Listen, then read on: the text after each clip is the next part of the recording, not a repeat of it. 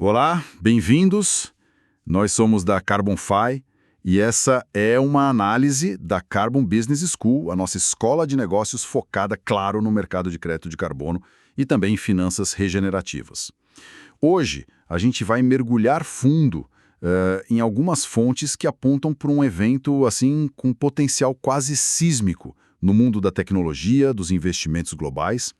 É uma disputa que está, se desenrolando agora entre um gigante dos investimentos e uma estrela da indústria automobilística chinesa. A nossa análise parte de informações sobre um processo. Quem está movendo é o GIC, o Fundo Soberano de Singapura, um nome assim de muito peso no cenário financeiro global, né? E é contra a montadora chinesa NIO, uma das pioneiras, talvez uma das mais proeminentes aí no setor de veículos elétricos. E essa ação, olha, está gerando umas ondas de choque. A nossa missão aqui, como parte da Carbon Business School, é tentar conectar os pontos essenciais que essas fontes trazem. A gente quer entender a fundo as acusações, sabe? Avaliar como isso impacta a confiança, que já anda meio frágil em certas empresas de tecnologia da China, e também discutir as possíveis repercussões que isso pode ter, inclusive aqui, né? No cenário de investimentos no Brasil, que está recebendo aportes bilionários de empresas chinesas. Ok, então vamos tentar desempacotar isso. O ponto de partida parece quase um roteiro de filme, não acha? Tem gente chamando isso de um possível momento Lehman Brothers para confiança na tecnologia chinesa. E a cena é forte. O GIC, um fundo soberano imenso, super respeitado globalmente, conhecido por ser um dos primeiros grandes investidores internacionais a apostar pesado na China, decide processar a NIO. E a escolha do local é bem estratégica. Um tribunal lá nos Estados Unidos. E a acusação central. Extremamente grave. Fraude e receita artificialmente inflada. Isso, assim, parece ir muito além de uma simples disputa comercial. Exatamente, a gravidade tá toda aí. Quem acusa, onde acusa e por quê. Não é um ataque especulativo qualquer, sabe? Tipo de um fundo short seller que aposta na queda. Não, a acusação vem de um sócio estratégico, um investidor de longo prazo, o que o mercado chama de dinheiro inteligente, o smart money. Alguém que, em tese, tinha acesso a mais informações, que participou de rodadas importantes. Então, o processo não é só para recuperar perda, né? É uma declaração pública. Fomos enganados. E essa escolha de um tribunal americano, como você disse, amplifica tudo, maximiza a pressão legal, aciona mecanismos de investigação poderosos, tipo a discovery processual, e expõe a NIO a penalidades que podem ser bem severas pela lei americana, incluindo a legislação sobre fraude em valores mobiliários. É uma demonstração de força, talvez até de frustração do JIC. É como se eles dissessem: olha, tentamos resolver internamente. Não deu, agora vamos usar o sistema mais rigoroso que a gente encontrar.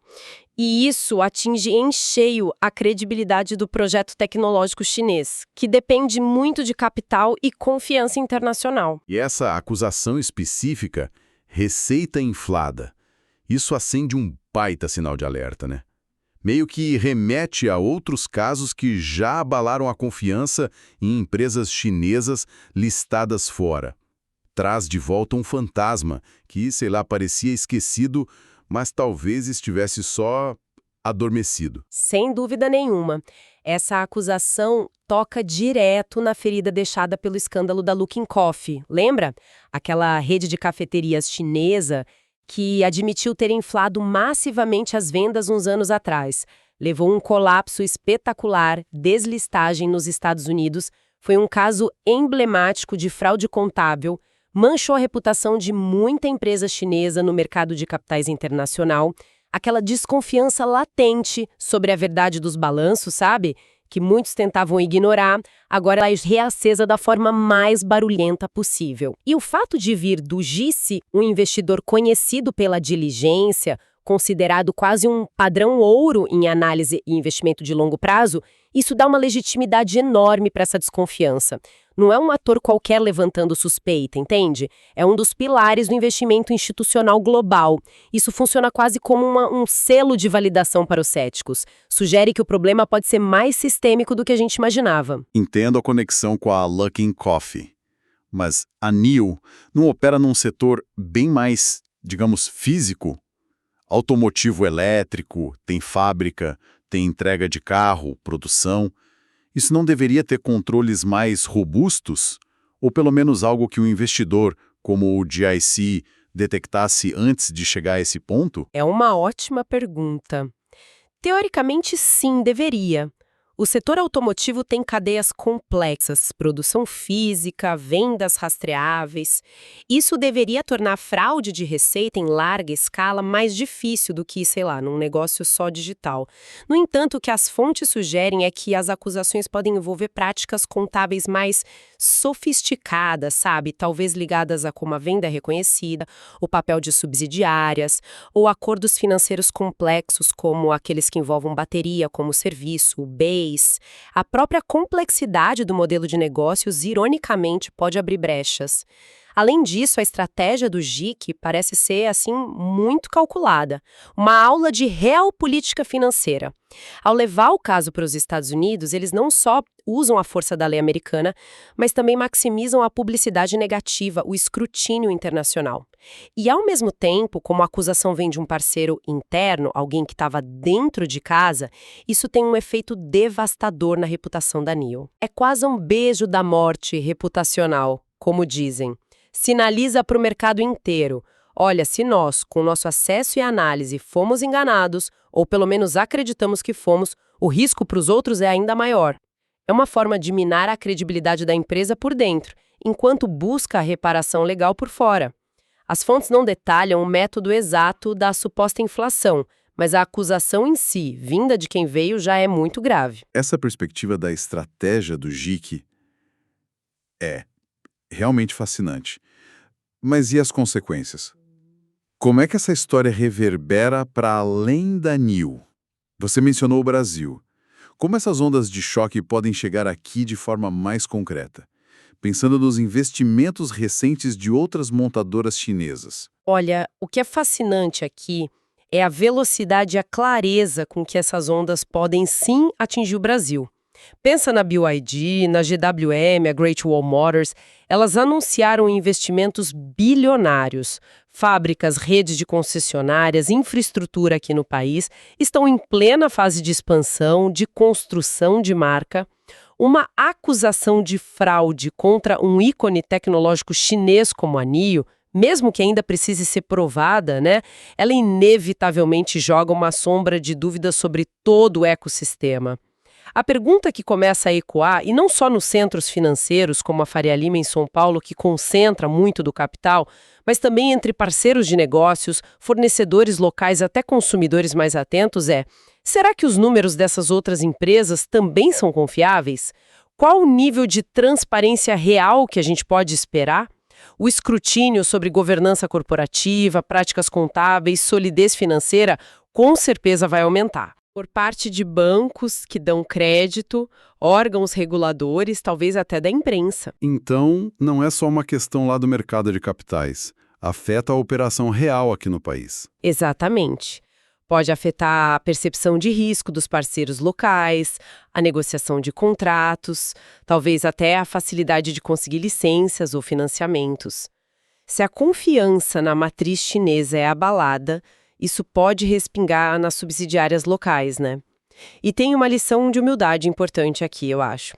Se uma instituição do calibre do DIC, com recursos analíticos enormes, um exército de especialistas, acesso privilegiado, se sente enganada a ponto de ir para um processo dessa magnitude, isso serve de alerta brutal para todo mundo. Para grandes fundos, para indivíduos, especialmente para quem opera ou investe em mercados que são vistos como tendo menor transparência ou uma governança corporativa mais opaca. Isso me leva a pensar sobre o risco mesmo. Se até o GIC, o tal dinheiro inteligente, enfrenta isso, como fica o investidor comum? Ou outros fundos? Isso meio que solidifica a ideia de um custo China adicional. Novo, claro, mas esse episódio reforça, talvez recalibre isso. O custo China seria basicamente esse prêmio de risco adicional que o capital global provavelmente vai exigir daqui para frente para investir em empresas chinesas ou em projetos muito ligados a elas. É o reconhecimento explícito de que existe um nível a mais de incerteza, seja sobre a verdade das informações financeiras, a influência estatal não declarada, a arbitrariedade regulatória, a própria governança interna que precisa ser precificado. Isso significa que o custo do capital para essas empresas tende a subir.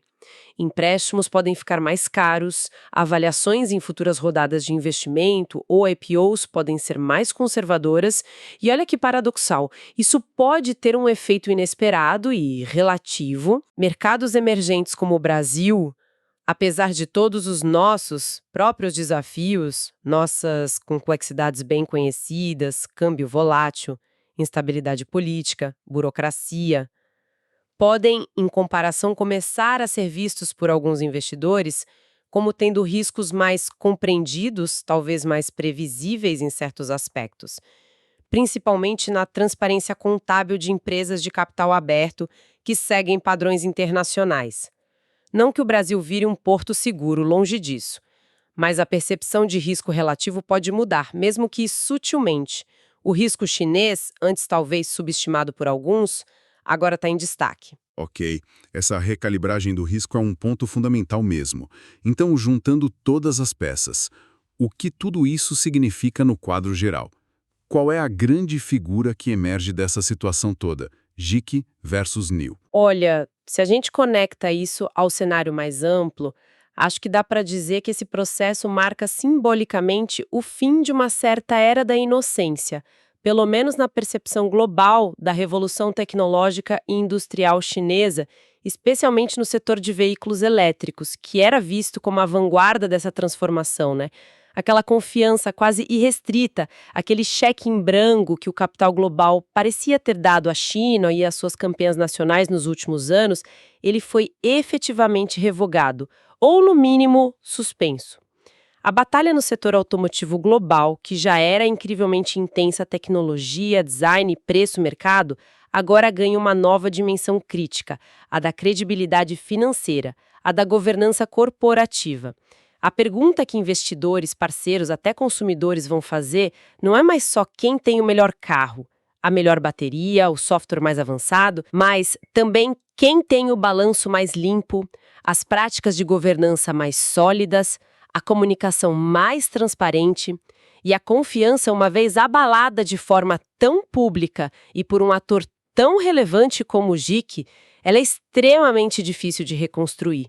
Não se cura com marketing, com promessa, exige tempo, provas concretas, auditorias independentes rigorosas e talvez mudanças estruturais na forma como essas empresas operam e se reportam. É um processo longo, árduo. Essa mudança de foco da tecnologia para a confiança financeira é realmente profunda e leva a gente a pensar nos próximos passos, né? Não só para a Enel, mas para todo o ecossistema envolvido. Exato. E essa dificuldade em reconstruir a confiança só olhando para o balanço levanta uma questão importante para o futuro. Se a transparência financeira vira um ponto tão crítico de desconfiança, talvez até superando a análise do produto ou do mercado em algumas decisões de investimento, como é que os investidores, os parceiros comerciais ou mesmo os governos que recebem esses investimentos podem avaliar o risco real de forma eficaz, o que vai além dos números auditados?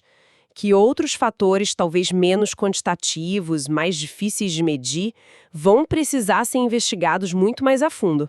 Estou falando da cultura corporativa interna, ela incentiva a transparência ou a esconder problema? Qual a independência real dos conselhos, dos comitês de auditoria? Qual a estrutura de governança que funciona de verdade, não só a que está no papel? Como avaliar a influência de fatores políticos ou de stakeholders não declarados nas decisões da empresa? Fica aí a reflexão sobre as nossas camadas de diligência, talvez uma due diligence mais cultural, de governança profunda mesmo, que essa crise de confiança pode exigir. Isso ao fazer negócios ou investir em ecossistemas que operam com diferentes níveis de transparência percebida, né? Talvez a análise de risco precise urgentemente muito além das planilhas financeiras tradicionais. Excelente ponto para reflexão. Fica bem claro que as ramificações vão muito além de um caso judicial isolado. Resumindo então nossa análise de hoje, com base nas fontes que a gente teve acesso, O caso Dick versus Neil parece ser muito mais que um processo. Ele funciona como um sintoma agudo, sabe?